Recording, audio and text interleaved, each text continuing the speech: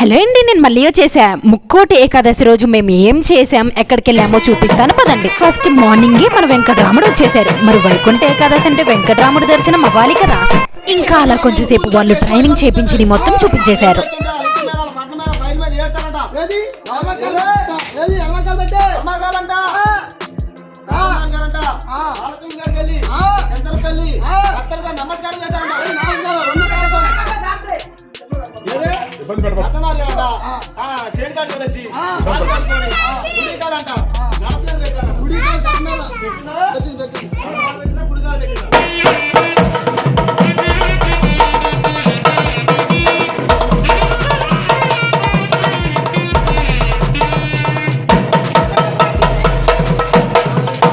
ఇంకా తర్వాత నేను నాన్న మా ఊరి రామాలయంకి వెళ్ళాము.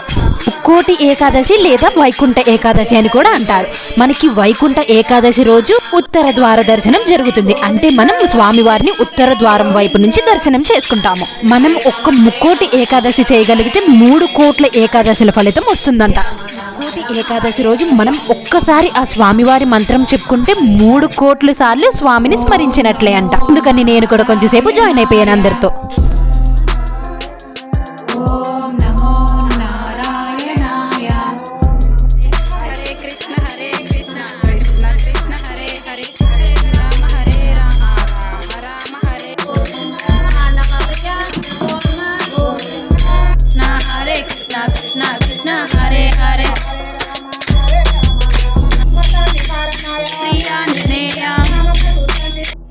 ఇంకా తీసుకెళ్లిన కొబ్బరికాయ కొట్టేసి స్వామివారిని గట్టిగా మొక్కేసుకొని స్వామివారి ప్రసాదం తీసుకొని బొట్టు పెట్టుకొని వచ్చేసాను. ఇవాళ వీడియో ఓకే, బై బాయ్. ఇట్లు మీ వర్ష.